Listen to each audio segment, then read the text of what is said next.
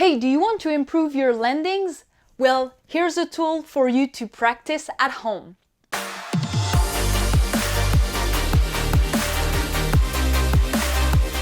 Hey, what's up Skydivers? It's Catherine from Skydive Vibes, sharing the passion of skydiving and helping you become better and safer skydivers. So if you're new here, consider subscribing not to miss our weekly videos all about skydiving. So not long ago, I did this video about tips to improve your skydiving landings. Well, now I did talk in that video about a special tool that I did use myself to improve my landings over time, and I didn't have to necessarily jump in order to practice my landings and my flare timing. So here I'm giving you the tool that I used to improve, and that tool is videos of point of view landings. What I mean by that is that whenever we are landing, that a skydiver is landing with a camera on their head, well, it gives you a good perspective on what you yourself can actually see while you're landing. And that could help you to prepare your eyes to the ground rush effect. So what I did is that I'm always myself jumping with a camera, so I did take the clips of me landing and I did a compilation of point of view landings just for you. So most of those clips are me entering into my final leg of my landing. So the goal is for you to try to time the flare just by looking at the visual on that clip.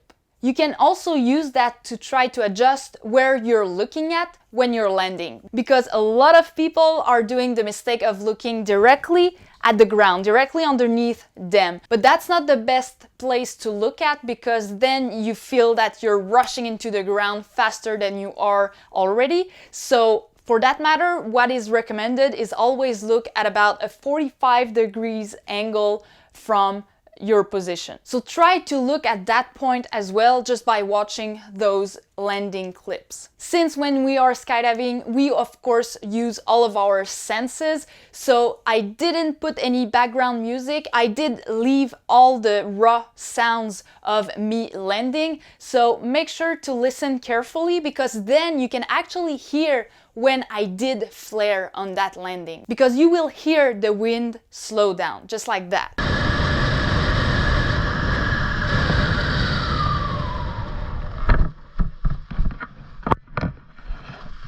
And then finally, you also hear me touch the ground. Now, note that I'm doing a two-stage flare. I have a saber too, so those canopies are well suited for a two-stage flare, and that's the way that I prefer to flare, because after my first stage, I can adjust to either hold if I'm soon or finish it if I'm a little bit late. I can finish it a little bit faster. But you will notice that actually we hear the wind slow down.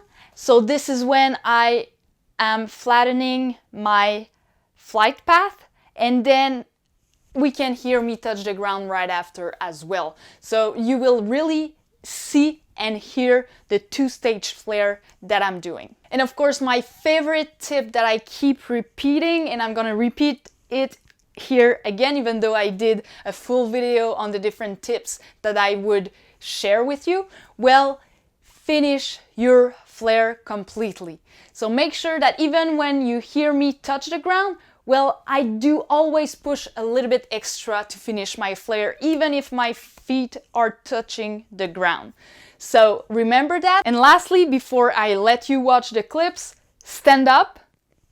Go ahead and stand up, raise your hands, and actually try to practice your landings watching those videos. Do it physically. This is how everything will connect, and combining that with actual jumps, actual practice, I hope this will all help you out in improving your landings. It's important because this is the part of a skydive that most of the people get injured. So make sure to stay safe along the way. Note that those clips were captured with a GoPro with the Super View function, as it was mounted on the top of my helmet. Your canopy may react differently and the view you'll get will be slightly different, but those clips can help you confront your fear of landing and get a perspective of a good flare timing in general. In the end, the best way to improve overall is for sure practicing in real jumps and real landings. On that, enjoy!